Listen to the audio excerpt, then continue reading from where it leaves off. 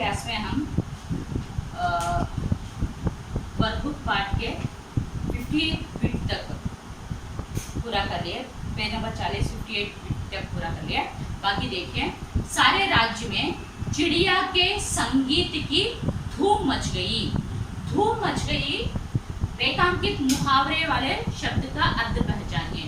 धूम मच जाना, इसका मुहावरे का अर्थ जो है फैल जाना, माने धूम मचना, यानी जो वॉइस जो है बहुत ही दूर तक, माने बहुत दूर तक सुनाई देना। धूम మచనా అంటే చాలా దూరం వరకు వినిపించడం, దాన్ని స్ప్రెడ్ అవుట్ అని కూడా అంటారు. ఫైల్ జానా, దాని అర్థం ఏంటి? ఫైల్ జానా. అస్వస్థత, అస్వస్థత, అస్వస్థత అని. సో దీంట్లో మనం ఉపసర్గ అంటే ముందు వచ్చేదాన్ని ఉపసర్గ అంటాం. అంటే ఇక్కడ ఆ అనేది ఆ ప్లస్ స్వస్థత అంటాం. ఆని సపరేట్ చేసిన తర్వాత ఈ స్వస్థతకి మీనింగ్ ఉంది కాబట్టి ఆ అనేది ఉపసర్గ అయింది. ఆ అనేది ఉపసర్గ, అర్థమైందా? అస్వస్థతలో ఆ అనేది ఉపసర్గ. నెక్స్ట్, वह बहुत रहता सुंदर था मैं महल. इस वाक्य का सीधा क्रम पहचानिए. సో ఈ సెంటెన్స్ ఏదైతే ఉందో అది షఫిల్ చేసి ఇచ్చాడు, అంటే ఎట్లా పడితే అట్లా ఇచ్చాడు. అది మనం గ్రామటికల్ గా మొత్తం కూడా ఒకే ఫామ్ లో కరెక్ట్ ఫామ్ లో పెట్టుకుంటూ రావాలి. సో చూడండి, క్వశ్చన్ ఏంటి? వా బహుత్ రహతా సుందర్ థా మే మహల్. సో దానికి కరెక్ట్ ఫామ్ వా రాజా బహుత్ సుందర్ మహల్ మే రహతా థా. వహ రాజా బహుత్ సుందర్ మహల్ మే రహతా థా. బి అనేది ఆప్షన్. ఓకే అమ్మా, కరెక్ట్. నెక్స్ట్ క్వశ్చన్ చూడండి, కోయల్ కూ కూ కూ కూ గాती है. రేఖాంకిత శబ్ద కా శబ్ద భేద్ పహచానియే. సో కోయల్ అనేది ఒక పక్షి పేరు కాబట్టి పేరును సూచించే పదాన్ని మనం దేనిలో తీసుకుంటాం? శబ్ద భేద సంజ్ఞలో తీసుకోవడం జరిగింది. సో కోయల్ అనేది సంజ్ఞ. నెక్స్ట్ క్వశ్చన్ చూడండి, मैं अपना गाना अवश्य सुनाऊंगी. सुनाऊंगी అనుంది. ऊंगी ऊंग्या ఏంగే వస్తే భవిష్యత్ కాలం వస్తుంది. కానీ ఇక్కడ मैं अपना गाना अवश्य सुनाऊंगी रेखांकित शब्द का शब्द भेद पहचानी. ఇక్కడ శబ్ద భేదం అడిగాడు. సో సునాऊंगी అంటే వినిపిస్తాను. సో అక్కడ పనిని తెలియజేస్తుంది కాబట్టి అది క్రియ అవుతుంది. నెక్స్ట్, అశుద్ధ వర్తిని వాళ్ళ శబ్ద పహచానియే. చూడు, ఇక్కడ రాంగ్ 4 ఇచ్చాడు, అందులో రాంగ్ వన్ ఏంటో చూడమని చెప్పాడు. దర్బార్ అని ఇచ్చాడు. దర్బార్ అనేది రాంగ్ వన్, దర్బార్ అనేది కరెక్ట్ వన్. ఇక్కడ రాంగ్ ఇచ్చింది ఏంటి? దర్బార్. మిగతావన్నీ కూడా కరెక్ట్ గానే ఉన్నాయి. ఉపస్థితి, చిడియా, మధుర్ ఇవన్నీ కూడా కరెక్ట్ గానే ఉన్నాయి. నెక్స్ట్ चिड़िया. नेक्स्ट क्वेश्चन చూడండి, चिड़िया रास्ते पर अपना मीठा मीठा गाना सुनाती है. इस वाक्य में पुनरुक्ति शब्द को पहचानिए. पुनरुक्ति शब्द అంటే ఏంటమ్మా? పునరుక్తి శబ్ద అంటే ఒక వర్డ్ మళ్ళీ రిపీట్ అయితే దాన్ని పునరుక్తి అని అంటాం. సో ఈ సెంటెన్స్ లో రిపీట్ అయిన వర్డ్స్ ఏంటి చూడండి, మీఠా మీఠా. సో మీఠా మీఠా అనేది మీఠా ఒకసారి వచ్చి యోజకుండి మళ్ళీ మీఠా అని వచ్చింది. సో ఇలా ఒకే వర్డ్ 2 సార్లు రిపీట్ అయితే దీన్ని పునరుక్తి శబ్ద అంటాం. పునరుక్తి శబ్ద అని అంటాం. ఓకేమా? నెక్స్ట్ క్వశ్చన్ చూడండి, मेरा संगीत डैश इन हरे भरे जंगलों में खेतों में अच्छा लगता है. उचित शब्द से रिक्त स्थान भरिए. సో ఒక ఫిలిం ఇచ్చాడమ్మా, मेरा संगीत डैश. సో అక్కడ ఏది అప్రోప్రియేట్ గా ఉంటుందో అది పెట్టాలి. సో मेरा సంగీత్తో అంటే నా సంగీతము, తో అనేది అక్కడ ఫిల్ ద బ్లాంక్ కరెక్ట్ పెట్టాలి. నెక్స్ట్ తో అనేది ఆన్సర్. నెక్స్ట్ క్వశ్చన్ చూడండి, సహిత మే ఉపసర్గ పహచానియే. సహిత చూడండి, సహిత. సో దీన్ని మనం సెపరేట్ చేస్తే సా ప్లస్ హిత్. సో ఇక్కడ సా అనేది ఏమవుతుంది? ఇక్కడ ఉపసర్గ అవుతుంది. సా అనేది ఉపసర్గ అవుతుంది. ఓకే అమ్మా? నెక్స్ట్, राजा ने चिड़िया को पकड़ लिया. इसमें वाक्य पहचानिए. राजा ने चिड़िया को पकड़ लिया. ఇక్కడ కర్తని అనుసరించి వర్క్ జరిగింది. చూడండి, రాజానే చిడియా కో పకడ్ లియా. సో కర్తని అనుసరించి వర్క్ జరిగింది కాబట్టి అది కర్తృవాచనం. అదే కర్మవాచన రాజా కే ద్వారా చిడియా కో పకడ్ లియా గయా అని వచ్చిందనుకో అప్పుడు కర్మవాచ్య అవుతుంది. సో ఇక్కడ కర్తవ్యవాచ్య రాజానే చిడియా కో పకడ్ లియా అనేది కరెక్ట్. నెక్స్ట్ సుఖదాత అన్నదాత. నెక్స్ట్ క్వశ్చన్ చూడమ్మా. सुखदाता अन्नदाता किसान और हमारे है इस वाक्य में सीधा क्रम में लिखे. ఇది రాంగ్ ఇచ్చాడమ్మా, మనం కరెక్ట్ ఫామ్ లో పెట్టాలి. అంటే షఫిల్ చేసి ఇచ్చాడు, కరెక్ట్ ఫామ్ లో పెట్టాలి. సో దీని కరెక్ట్ ఫామ్ ఏంటి? किसान हमारे अन्नदाता और सुखदाता है. कहते हैं किसान हमारे सुखदाता और अन्नदाता है. అది కరెక్ట్. నెక్స్ట్ క్వశ్చన్ చూడండి. अगले दिन दरबार लगा हुआ था. अगले दिन दरबार लगा हुआ था. रचना की दृष्टि से इस वाक्य को पहचानिए. మనం ఫస్ట్ లెసన్ లో జిస్ దేశ్ మే గంగా బహతీ హై లో మనం గ్రామర్ లో సంయుక్త వాక్య గురించి, సరళ వాక్య గురించి, ఇంకా మిశ్రిత వాక్య గురించి తెలుసుకున్నాం. సో ఇక్కడ అగలే దిన్ దర్బార్ లగా హువా థా అన్న దాంట్లో ఓన్లీ ఒక విషయం మాత్రమే ఉన్నాయి కాబట్టి అది సరళ వాక్య అవుతుంది. నెక్స్ట్ శుద్ధ వర్తని వాలా శబ్ద పహచానియే. సో అందులో కరెక్ట్ వన్ చూడమని చెప్పాడు. అందులో ఒకటే కరెక్ట్ ఉంది, మిగతావన్నీ కూడా రాంగ్ ఉన్నాయి. సో ఇక్కడ జంగల్ ఉంది. జంగల్ కి కరెక్ట్ వర్డ్ ఏంటి? జంగల్. నెక్స్ట్ విషయ కరెక్ట్ ఉంది. లడకి, లడకికి ఒట్టు ఢా ఉంది, లడకి. నెక్స్ట్ ఖేత్ అని ఉంది, ఖేత్. ఇవి రాంగ్. ఇవన్నీ కరెక్ట్ ఫామ్ లో ఇవి ఉంటాయి. మనం కరెక్ట్ ఫామ్ ఇక్కడ కరెక్ట్ ఉన్నదే చూస్ చేయాలి కాబట్టి ఇక్కడ విషయ అనేది కరెక్ట్ గా ఉంది కాబట్టి విషయ అనేది లేదు. నెక్స్ట్ క్యా తుమ్ ఉన్హే అప్నా గానా సునాఓగి. ఇక్కడ క్యా అనే క్వశ్చనింగ్ టైప్ లో సెంటెన్స్ ఉంది. క్యా తుమ్ ఉన్హే అప్నా గానా సునాఓగి. ఏ నువ్వు ఆయనకి నీ పాటని వినిపిస్తావా అని అడుగుతాను. సో ఇక్కడ క్వశ్చనింగ్ రూపంలో ఉంది కాబట్టి అది ప్రశ్నార్థక వాక్యలో వెళ్తుంది. आंसर प्रश्नार्थक वाक्य. उनकी आंखों में डैश खुशी के आंसू आ गए.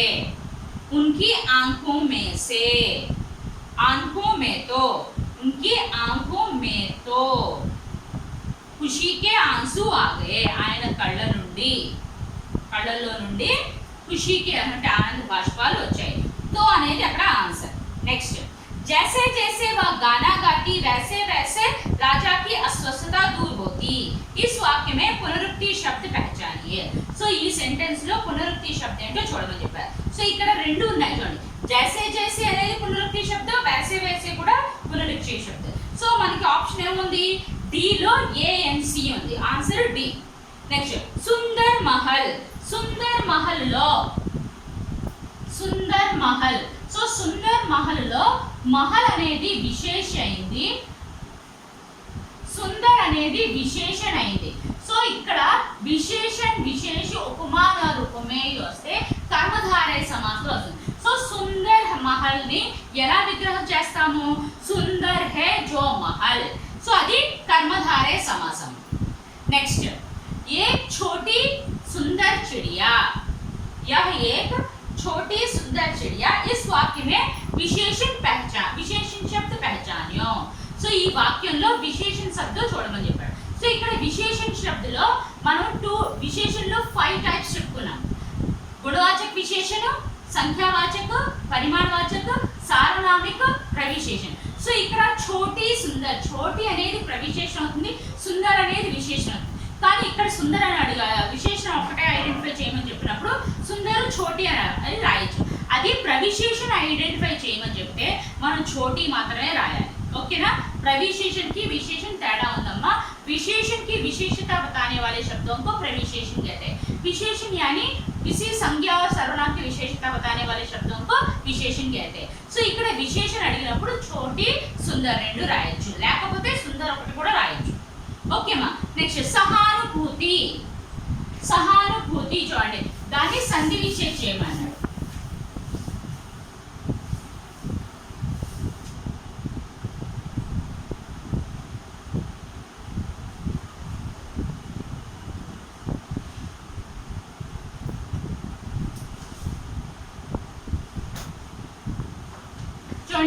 సహానుభూతి.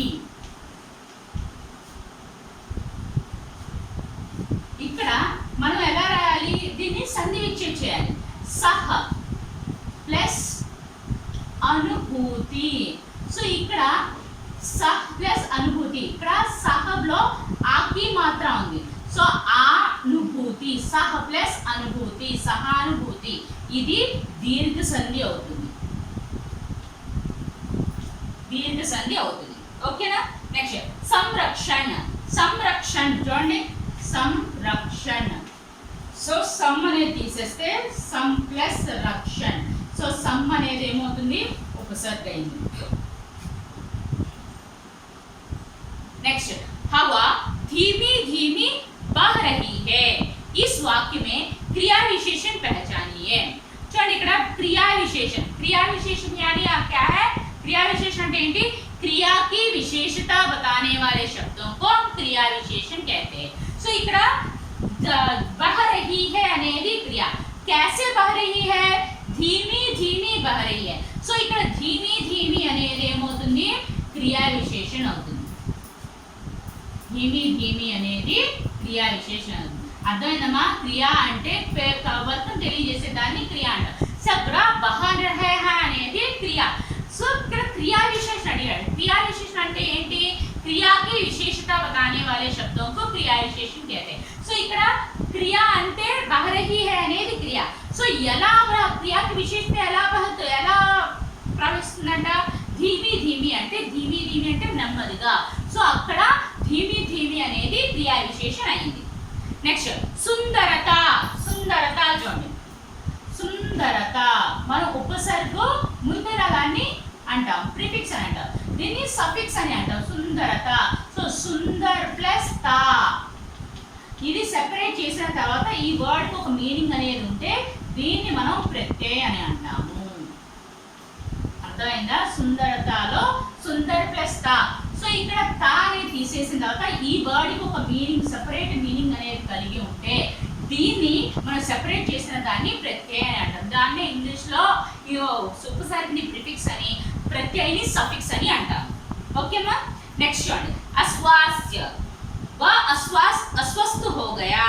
సో అస్వస్థలో మనం ఇంతకుముందు చెప్పుకున్నాం, ఆ అనేది అక్కడ ఏమవుతుంది, उपसर्ग అవుతుంది. अन्नदाता में प्रत्यय पहचानिए. अन्नदाता, अन्न प्लस दाता, अन्नदाता, ఇక్కడ दाता అనేది ప్రత్యయ అయింది. నెక్స్ట్ क्वेश्चन చూడండి, सारे राज्य में चिड़िया की संगीत की धूम मच गई. धूम मच जाना అనేది ఏంటి, అది కారక సంధిన క్రియాన ముహావర. ధూమ్ మచ్ గయి అంటే అక్కడ ఫైర్ జానా దాని అర్థం, అదొక ముహావర, ఇడియం అంటాం. नेक्स्ट चिड़िया की बातों ने राजा पर गहरा असर डाला. असर डाला, असर डालना అంటే ఏంటి, ప్రభావ डालना అంటే ప్రభావ పడనా అంటే ప్రభావం చూపించడం, దాని అర్థం ఏంటి, ప్రభావం చూపించడం. उड़ती हुई चिड़िया वहां आ गई और अपनी मधुर आवाज में गाने लगी. रचना की दृष्टि से, रेखांकित रचना की दृष्टि से इस वाक्य को पहचानिए. సో మనం ఫస్ట్ లెసన్ లో రచన के आधार पर वाक्य के भेद మూడు చెప్పుకున్నాము, సరళ వాక్య, సంయుక్త వాక్య, మిశ్రిత వాక్య. సో సంయుక్త వాక్యలో రెండు సెంటెన్స్, రెండు సరళ వాక్యాలు కానీ యోజకులతో కానీ లేకపోతే ఔర్ కానీ లేకిన్ కానీ ఫిర్ भी కానీ ఇస్లియే అని వర్డ్స్ యూజ్ చేసి రెండు సెంటెన్స్ కలిపితే దాన్ని మనం సంయుక్త వాక్య అని అంటాం. సో ఇక్కడ చూడండి, उड़ती हुई चिड़िया वहां आई और అన్న వర్డ్ యూజ్ చేసి మధుర్ ఆవాజ్ మే గానే లగి. మధుర్ ఆవాజ్, తీయనైన వాయిస్ తో పాట స్టార్ట్ చేసింది. సో ఇది ఏమవుతుంది, సంయుక్త వాక్యం. ఔర్ అన్న వర్డ్ యూజ్ చేసి రెండు సెంటెన్స్ ని కలపడానికి ప్రయత్నం చేసాం కాబట్టి దాన్ని మనం సంయుక్త వాక్యాన్ని అనొచ్చు. నెక్స్ట్ ఆవాజ్ దేనా. ఆవాజ్ దేనా అనేది ముహావరా, దానికి అర్థం వస్తుంది పుకారణ అంటే పిలవటం. నెక్స్ట్ मैंने आपके आंखों में खुशी के आंसू देखे हैं. ఖుషీ కే ఆన్సూ దేఖ్నా అంటే ఆనంద బాష్పాలు రావడం. సో అది ఏంటి, ఒక ముహావరా. ఆన్సర్ అనేది ముహావరా.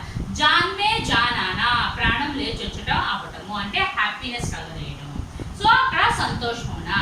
మనోరంజన్, मन को रंजित करने वाला. మనోరంజన్, మనోరంజన్ అంటే मन को रंजित करने वाला. ఏమవుతుంది అది, మనోరంజన్. సో అదేంటి, మనసుకి హ్యాపీనెస్ కలుగజేసేది, ఎంటర్టైన్మెంట్ కలుగజేసేది. సో అది తత్పురుష సమాసం. चिड़िया को देखने के लिए, तत्पुरुष समास समासలు. నెక్స్ట్ चिड़िया को देखने के लिए लोग दूर दूर डैश आते थे, दूर दूर से आते थे, दूर दूर నుండి వచ్చేవాళ్ళు.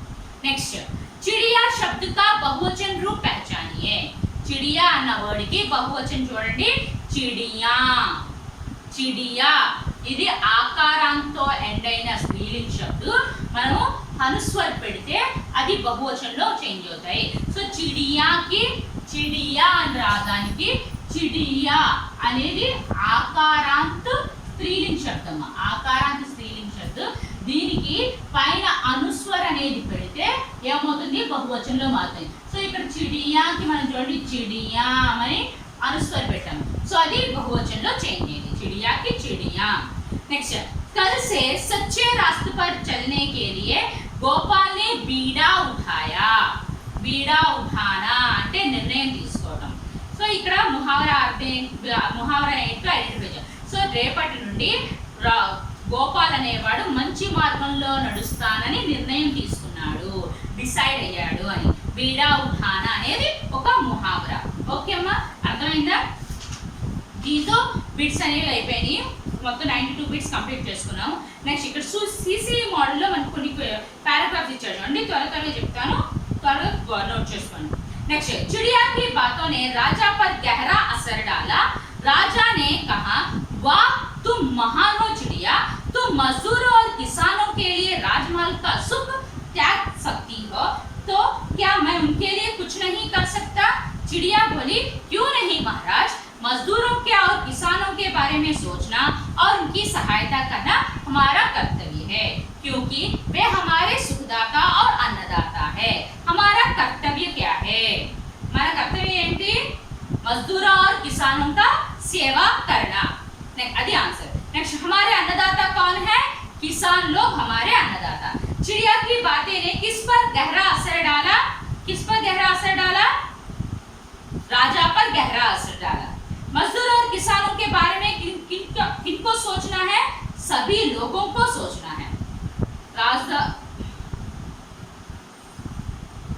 सभी लोगों को सोचना है. यह उपयुक्त गद्यांश किस पाठ से लिया गया है? गाने वाली चिड़िया. नेक्स्ट पैराग्राफ देखिए. एक दिन चिड़िया को खेतों में मेहनत करने वाले किसानों की याद आई. उन सबसे मिलने वह खेतों की ओर निकल पड़ी. जब राजा को चिड़िया दिखाई नहीं दी तो वह दुखी हुआ, अस्वस्थ हो गया. सारी प्रजा राजा की अस्वस्थता के बारे में चिंतित थी. सभी सोचने लगे कि राजा को कैसे बचा ले. क्वेश्चन देखिए. एक दिन चिड़िया को किसकी याद आई? किसानों की याद आई. राजा को चिड़िया को दिखाई नहीं दी तो वह क्या हो गया? अस्वस्थ हो गया, दुखित हो गया, दुखी हो गया. आंसर दुखी हो गया. सारी प्रजा किसकी अस्वस्थता के बारे में चिंतित थी? राजा की अस्वस्थता के बारे में. सभी क्या करने लगे? सभी सोचने लगे. कहती हूँ कि चिड़िया क्यों निकल पड़ी? किसानों के और मजदूरों से मिलने. नेक्स्ट पैराग्राफ देखिए. एक राजा था, वह बहुत ही सुंदर महल में रहता था. उसे अपने महल पर बहुत गर्व था. संसार के कोने कोने यात्री महल देखने आते थे. यात्रियों ने अपने यात्रा वर्णन में महल की सुंदरता के बारे में कई बातें लिखी और उन्होंने ये गाने वाली चिड़िया के बारे में भी लिखा था. यह चिड़िया महल के पास वाले जंगल में रहती थी. वह बहुत ही मधुर आवाज में गाती थी. राजा को किस पर बड़ा गर्व था? अपने महल पर बड़ा गर्व था. आंसर महल. यात्रियों ने किसकी सुंदरता के बारे में बातें लिखी? यात्रियां किसकी सुंदरता माने किसकी सुंदरता के बारे में बातें लिखी? महल की सुंदरता के बारे में. यात्रियों ने किस चिड़िया के बारे में भी लिखा था? गाने वाली चिड़िया के बारे में भी लिखा था. आंसर गाने वाली. यात्री महल देखने कहाँ से आते थे? संसार के कोने कोने से आते थे. आंसर संसार के कोने कोने से. चिड़िया कहाँ रहती थी? जंगल में रहती थी. नेक्स्ट क्वेश्चन देखिए. Next paragraph. कभी भारतीय लोगों की देशभक्ति भावना को जगाने के लिए कविताएं लिखती थी. अंग्रेजी सरकार उन कविताओं से डरती थी, इसलिए कभी भारतीय को सरकार कैद करना चाहती थी. कैद से बचने के लिए भारतीय पांडिचेरी गई. वहां भी उनका जीवन दुखमय था. उन्होंने देश के लिए सब कष्टों का सहन किया. सो अंग्रेजी सरकार कभी भारतीय को कैद करना क्यों चाहते थे? अंग्रेजी सरकार उनकी कविताओं से सरकार उनकी कविताओं से डरती थी। कवि भारती कविताएं क्यों लिखती थी? लोगों में देशभक्ति भावना जगाने। क्या जगाने? लोगों में देशभक्ति भावना जगाने लिखती थी। नेक्स्ट, टाइल्स से बचने के लिए कवि भारती कहाँ गए? पांडिचेरी गए। पांडिचेरी आंसर। पांडिचेरी में कवि भारती का जीवन कैसा था? भारती का जीवन दुखमय था। वह अपने देश के लिए सब कष्टों को किसने सह लिया? भारती ने सह लिया। नेक्स्ट क्वेश्चन देखिए, श्री नारायण गुरु का जन्म 1885 में तिरुवनंतपुरम जिले में संपशंदी नामक गांव में हुआ।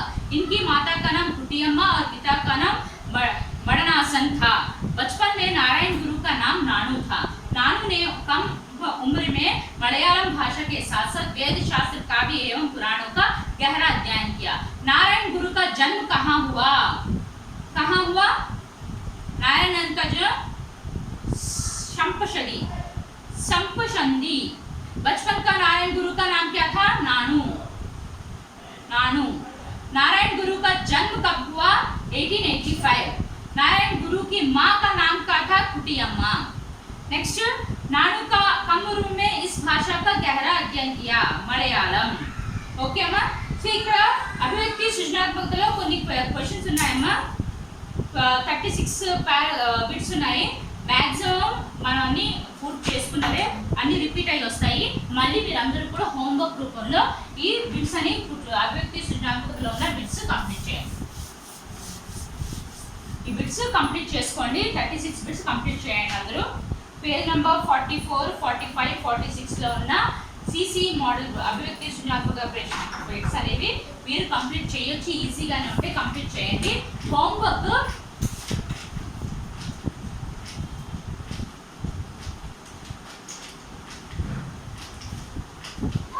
होमवर्क गाने वाली चिड़िया,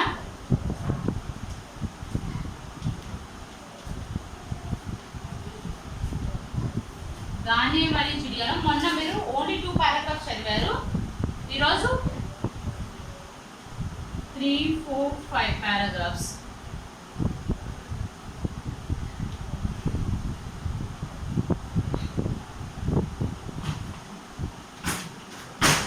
సారాంశంలో 3, 4, 5 పారాగ్రాఫ్స్ కంప్లీట్ చేస్తాం.